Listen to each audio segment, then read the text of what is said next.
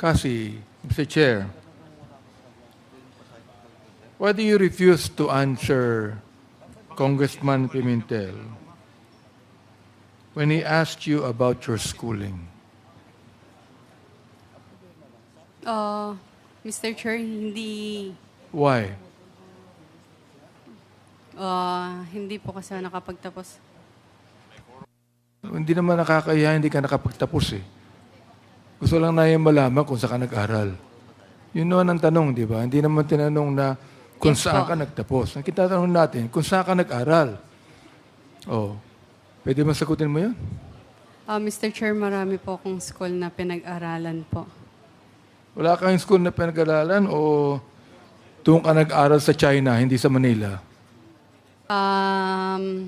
Kick-out student po ako. Kick out ka. Magaling. I mean, ngayon lang ako nakakita ng hindi nag-aral at kick out na magaling sumugot sa hearing na ito. Ang mga kausap mo, mga congressman, pero ang galing mong sumagot, ang galing mo kami paikutin dito. Ngayon lang ako nakakita, Mr. Chair, ng isang babaeng 24 years old na walang pinag-aralan, drop out, na nakakasagot ng kanyang klaseng sagot sa hearing na ito. Pakisagot mo nga, Miss Casyong.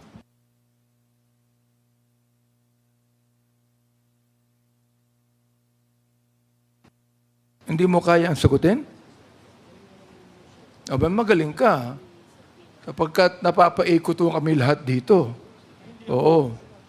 O, siguro mamaya, si Congressman Romy ako magtatanong sa iyo. Pero ito ang sabihin ko kaya na pa ako nakikinig Mr. Chair O, at nakikita ko na marunong ka May alam ka, edukado ka. And you tell me now, you are refusing to answer the question of Congressman Pimentel on where you studied? Hindi naman namin tinatanong kung anong antas ng pinag-aralan mo Oo.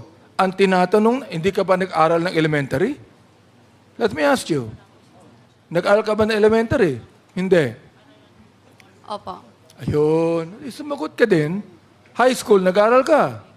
Mr. Chair. Hindi po, Mr. Chair. So, hindi ka nag-high school, elementary lang na tapos mo? Elementary lang. Opo. Ay, Mr. Chair, genius to.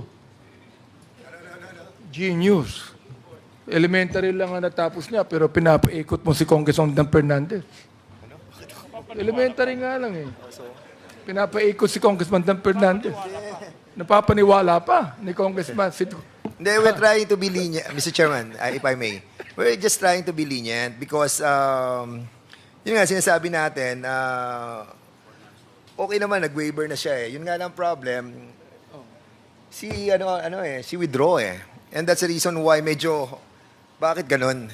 Kasi nga, winidraw na namin yung, Tingnan mo di ba?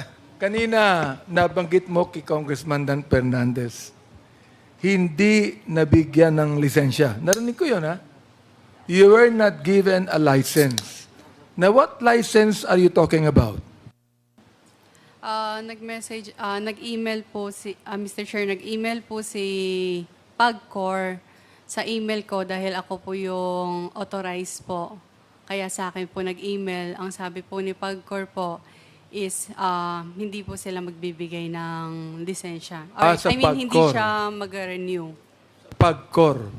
Opo, Ang Mr. Chair. PAGCOR, hindi nagbibigay ng lisensya sa mga building. Nagbibigay ng lisensya sa POGO. Di ba? Opo, bali po. Kanina binabanggit mo na wala kang kinalaman sa POGO Mr. Chair, may I explain po? Kahit mag-explain ka, tatanggi mo na naman na involved ka sa POGO di ba? You're going to explain, but you will still insist that you have nothing to do with POGO. Answer me. Magaling ka, genius ka, di ba? Sagutin mo ako.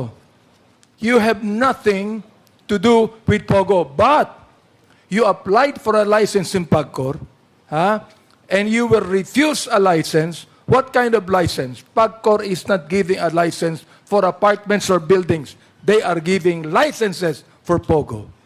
What are you applying for? Yes po, Mr. Chair. What are you applying for? Nag-apply po kami for renewal po ng license po. Nang ano? Pagcor po. Nang ano nga? Pagcor po. Hindi, nang ano? License to operate po. For what? Anong i-operate? Yung tag po dito, yung... POGO. Come on, tell me. POGO. Operation ng POGO. Tell us here. Because look, we are preventing that Congressman Karap will again make a motion for contempt and consign you to Mandaluyong Correctional Institution. Now, you answer me now, what kind of license did you trying to get from PAGCOR? Mr. Chair, license to operate po ng Pagcor. Ano? Anong Ng to business operate po. ng PAGCOR? Hindi pwedeng to operate ng PAGCOR. You applied for a license from PAGCOR. To operate what? To operate Pogo po. Yun. Ibig sabihin, involved ka sa POGO. Hindi ka pwedeng mag-apply ng license sa PAGCOR na hindi mo alam na POGO yan. Oh my goodness. Oh, nagpunta ka sa PAGCOR. Sinama mo pa si Atty. Harry Roque. Si Atty. Harry Roque naman, sapagkat alam mo may influence sa PAGCOR yan, nagpasama ka sa kanya at nagbayad ka pa ng dollar sa PAGCOR. According to Chairman Altenco. Am I right? Back charges. Nagbayad ka. Am I right? Yes po, Mr. Chair. Oh, For ano yung binayaran mo? Utang po. Utang ng Lucky ano? South. Utang mo? O No. utang ng po ano? ng Lucky South sa Therefore, Pagcor po. kung hindi ka kasama sa Lucky South, bakit ikaw ang nagbabayad ng utang ng Lucky South sa PAGCOR, Mr. Chair? Pwede po, Mr. Sige, Chair. go pwede- ahead. Go ahead. Mr. Chair, authorized representative lamang po ako. Whatever it is, authorized representative ka, utusan ka, pero ikaw ay inutusan ng Lucky South, magbayad ka sa PAGCOR ng back charges sapagkat ikaw mismo ang nag-apply sa PAGCOR ng POGO. Yes or no? Hindi po, Mr. Chair, hindi po ako mismo yung nag-apply sa POGO. Renewal lang nung pumunta Hindi po ba kami. kasama ka ni Atty. Jairo sa Yes PAGCOR? po, for renewal po. Ibig sabihin, ikaw ang nag-renew o nag-apply, whatever it is. Basta napunta ka sa PAGCOR. Am I right? Yes po. Ikaw ang nagbayad. Am I right? Yes po, Mr. Chair. At ang binayaran mo sa PAGCOR, ukol yun sa POGO. Am I right? Yes or no? Huwag kang mag-isinungaling dito. Yes po, Mr. Kahit Chair. genius kasi- ka, hindi mo kayang paikutin. Kaming dalawa ni Congressman Romy Acop. Si Congressman Dan, kaya hindi mo pa pinapaikot yan eh.